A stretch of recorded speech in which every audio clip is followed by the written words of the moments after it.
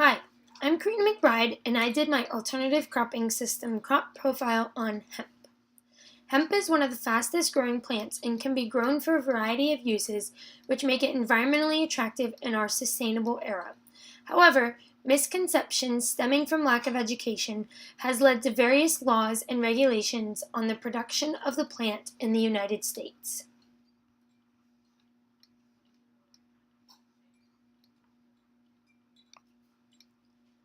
Hemp in the US has created a cloud of laws for people do not understand that hemp is not marijuana.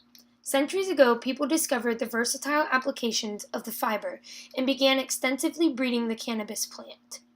Through the passage of artificial selection and intensive breeding, we now have a plant that contains a low THC content, which is the chemical compound responsible for the high associated with marijuana. Refined and selected genes have been passed down for generations until hemp and marijuana were significantly different, each one with a specialized purpose.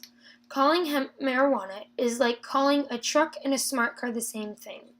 Yes, they are both vehicles, but they have been constructed and manipulated to achieve distinct goals and cannot be compared.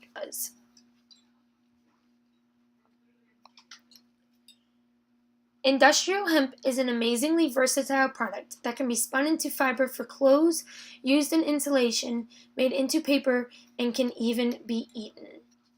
It's an alternative to cotton and many other fibers. The whole plant can be utilized and it grows rapidly in many environments. This is one of the reasons why hemp is so attractive. Like we talked about earlier, hemp is derived from the marijuana plant and is controversial in many countries. Conventionally, it is used for fiber, paper, and a food source. Industrial hemp. As you can see on this insert, you can use the entire plant. Something that's really interesting is this section right here, where it says it takes 20 years for trees to mature versus 4 months for hemp. And hemp can yield 3 to 8 dry tons of fiber per acre, which is 4 times what an average forest can yield. So if you think about that, you can understand how important hemp is in securing our sustainable future, because we would need less land and less resources to produce more outputs than we're making today. Hemp is most often grown from March to November in the northern hemisphere. However, it can be grown year-round in most places.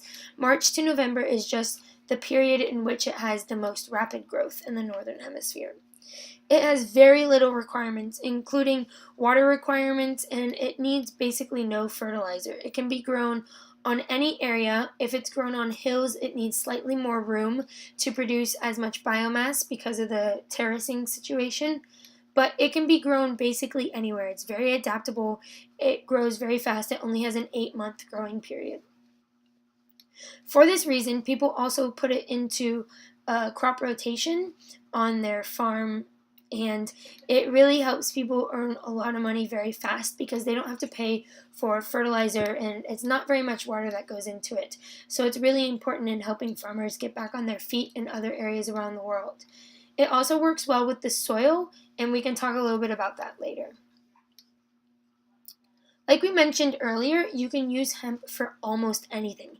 Anything that plastic is used for, you can use with hemp.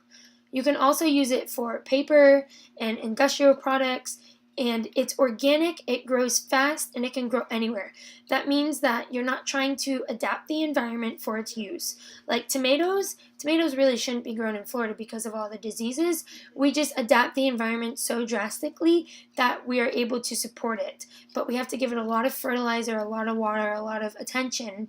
Whereas if we had grown tomatoes in a place that it's domesticated in, then it wouldn't require as many inputs. Whereas hemp can be grown anywhere, and it needs barely any inputs no matter what region you grow it in. So it's a really diverse plant material. As you can see, you can make dresses and shoes. You can put it into your car. You can use it in your soap. You can eat it. You can feed it to animals. It's a good insulation material. You can make paper with it. It's really strong rope. It's stronger than a lot of traditional ropes that we have here, and a lot of indigenous tribes in different countries used it while they were creating their society. It was also mainly used for the rope on sailing ships, but then with the advent of plastic, it became less used because the hemp would rot because of being exposed to the water for so long. We talked a lot about abiotic conditions earlier, but it likes a humid climate.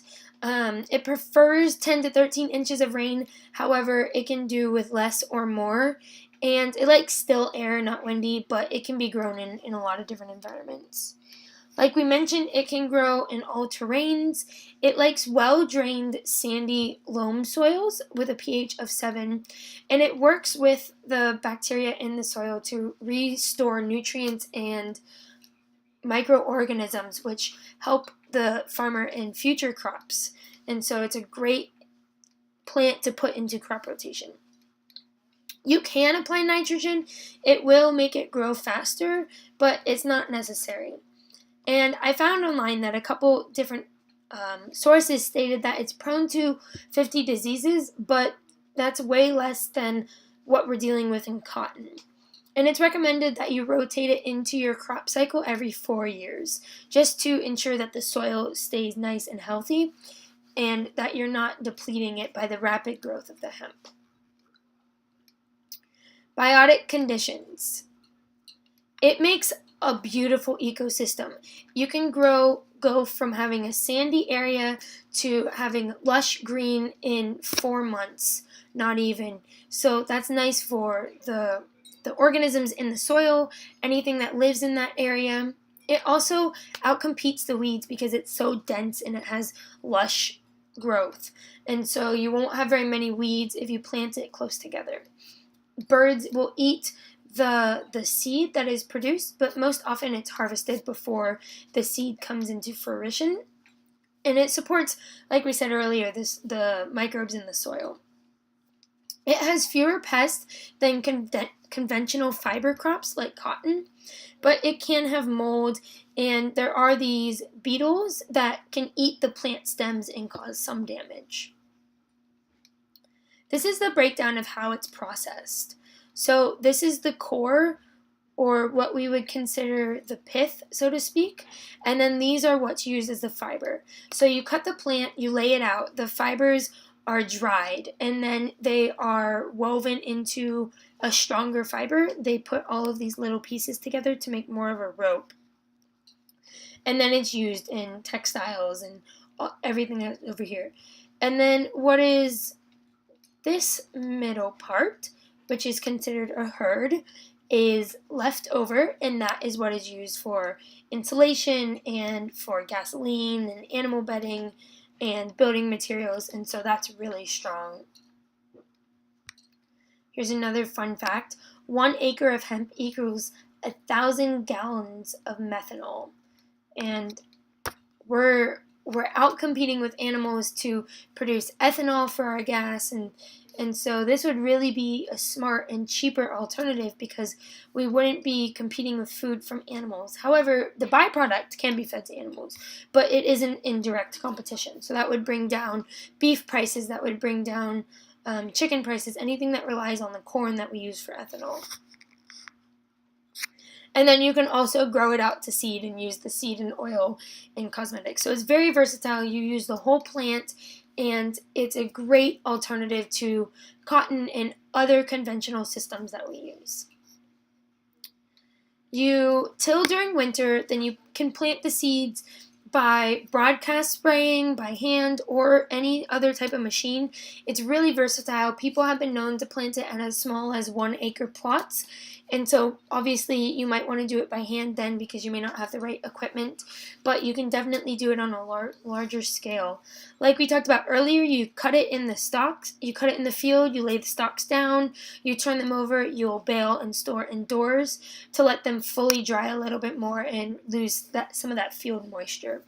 And then it's transported to a factory, the fiber is cleaned and separated, and then it's spun into hemp material.